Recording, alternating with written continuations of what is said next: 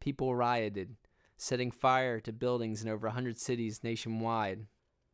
In Oakland, the highest per capita black city of that time, people didn't set the town ablaze because Black Panthers, including Eldridge Cleaver and Kathleen Cleaver, had asked them not to.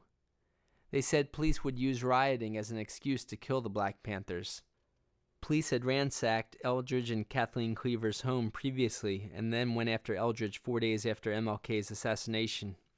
Police used a different excuse to go after Eldridge Cleaver, saying they were looking for a random gunman in the area and he was a suspect. Cleaver eluded them by hiding in the basement of his neighbor's house. Police unloaded a fusillade of bullets into that house. Cleaver saved himself by coming out of the house completely naked, knowing police couldn't shoot him and say he was armed. 18-year-old Bobby Hutton was too shy to follow Cleaver's advice. He came out shirtless with his arms raised and police fatally shot him. FBI documents obtained years later and shown here described how they instructed police intelligence to use a harassment arrest strategy to drain the Revolutionary Action Movement's members' time and money. Other documents showed how they used this in their attempt to neutralize the Black Panther Party for self-defense. Evidence further suggested the future use of this strategy against Tupac Shakur and other political rappers. Police intelligence, who had officers that were also FBI agents, proceeded to arrest Panther leaders throughout the country on what appeared as frame-ups. Undercover agents also infiltrated the Black Panthers to set up murders of Panther leaders. These included Los Angeles Panther leaders Bunchy Carter and John Huggins. Huggins and Carter had left a tape-recorded message that if they died, Geronimo Pratt should take their place as the LA Panther leader. In Chicago, the FBI and police intelligence waged a particularly gruesome attack on Panther leader Fred Hampton. Hampton had great success in uniting the Panthers in a rainbow coalition with the White Students for a Democratic Society and the Latino Young Lords activist groups. Hampton further helped politicize the largest gangs in Chicago, including the Blackstone Rangers. An undercover police agent, William O'Neill, sabotaged the Blackstone Rangers' merge with the Panthers by firing at the gang and passing fake letters to the Rangers. U.S. intelligence would similarly target Tupac Shakur for his work at politicizing gangs. By the end of 1969, police led a murderous raid on Fred Hampton's apartment. Evidence suggests undercover agent O'Neill drugged Hampton and police killed the Panther leader in his sleep. Police also killed Southern Illinois Panther leader Mark Clark in that raid. Here, some of these Chicago police officers are seen smiling while carrying Hampton's body. Since these assassinations, several federal officials confirmed that the FBI orchestrated them through police intelligence units. For example, a Los Angeles FBI counterintelligence program agent named M. Wesley Swearingen published this memoir, FBI Secrets, in the mid-1990s. It confirmed the FBI's orchestration of LA Panther leaders Bunchy Carter and John Huggins' murders. He further confirmed the frame-up of LA Panther leader Geronimo Pratt. Swearingen also quoted the Chicago FBI COINTELPRO head as stating their setup of Hampton and Clark's assassinations. FBI agent Swearingen stated in interviews that the FBI's counterintelligence program continued for decades under different names. CIA whistleblowers such as Phil Agee and John Stockwell also confirmed the CIA's consistent aid of these programs into the present. In 1969, U.S. intelligence also had first shot at Bronx Black Panther leader Sekou Odinga and then arrested 21 of the top New York Panthers, including Harlem Panther leader Lumumba Shakur and his wife Afeni Shakur.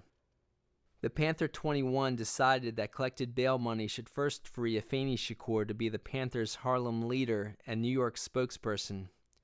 Afeni became pregnant with Tupac during that time, just before her bail was revoked. The Panther 21 trial was one of the most highly publicized trials of the decade.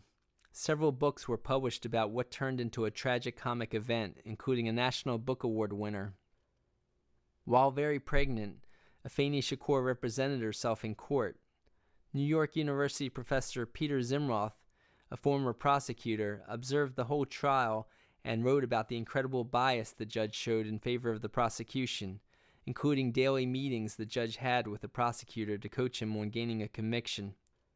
In another display of bias, the judge consistently said, "Request denied," to any objections Afeni raised, as she legally represented herself in court.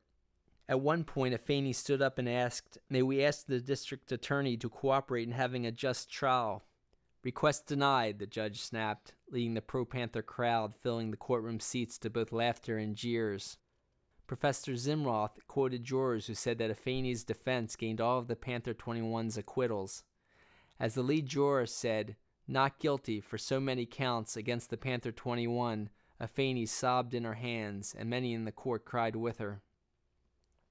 Another important aspect of the Panther 21 trial came out when defense attorney Gerald Lefcourt cross-examined the state's witness, undercover agent Eugene Roberts, who had infiltrated the New York Black Panthers and helped frame the Panther 21.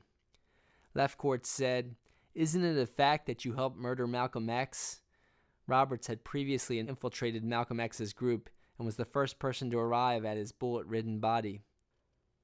Malcolm's wife, Betty Shabazz, a nurse, first covered her kids when the shooting started. Then, Joan Roberts grabbed Betty Shabazz, but Shabazz threw her into a wall and ran to her husband, where Gene Roberts said he was dead. William Pepper said that similar to the role of Roberts, undercover military agent infiltrator Merrill McCullough was the first to arrive at Martin Luther King's body at his assassination, as seen here. Pepper said McCullough checked out Martin Luther King's life signs. He then apparently signaled the shooters to disengage as the assassination was successful. Shortly after, McCullough received a promotion to the CIA. Afeni Shakur gave birth to Tupac Amaru Shakur within 2 months of the trial's end in June of 1971. She named him after the last Incan leader to die trying to fight off the Spanish invaders. She eventually moved in with Lumumba Shakur's adopted brother, Mutulu Shakur. Here Mutulu is seen with Tupac right from the book Tupac Resurrection. Mutulu was a co-founding member of the Republic of New Africa, the RNA. The RNA started from a convention of black activists nationwide who met in the Detroit church where the Queen of Soul, Aretha Franklin, had grown up, as her father was the minister there. Afeni continued working on activist projects, such as a landmark lawsuit against the New York Police Department. Afeni and other activists, such as Abby Hoffman and lead lawyer Barbara Handschuh, partly based their lawsuit on FBI documents that activists attained by burglarizing an FBI office in Media, Pennsylvania. The documents revealed the FBI's counterintelligence program, or COINTELPRO. The FBI had illegally spied on, infiltrated, sabotaged, and orchestrated murders of people involved in legal protest activities. The FBI used particularly brutal COINTELPRO tactics against black activists such as the Black Panthers. Reports state that the FBI continued to follow Afeni Shakur from job to job and pressured employers to fire her or not to hire her. Mutulu had attained a 4-year degree in acupuncture in Canada. He used it as assistant director of Lincoln Detox, a pioneering program with great success at treating addicts in the South Bronx through acupuncture. Many activists from various groups worked with Mutulu.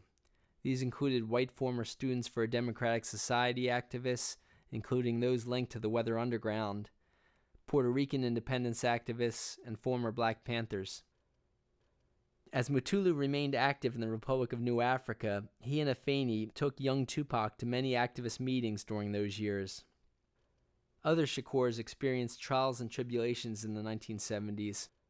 Lumumba and Mutulu's brother, Zaid Shakur, had been a tireless Black Panther organizer, while Lumumba and Afeni awaited trial. Zaid worked particularly hard at countering the FBI's COINTELPRO tactics used to divide Black Panther co-founder Huey Newton, based in California, from other Panther leaders, including Eldridge Cleaver, who started a Panther chapter in Algeria. As seen in these FBI strategy documents, further fake letters and undercover agents were used to couple Afeni's New York Panthers with Cleaver in this Newton-Cleaver split. Panther National Secretary Kathleen Cleaver said that some media dubbed this split the East Coast versus West Coast Black Panther War. With similar tactics found, the similar name as the East versus West Rap War appeared more than a coincidence. Amidst that conflict, undercover agent infiltrators reportedly convinced Newton to expel LA Panther leader Pratt, Tupac's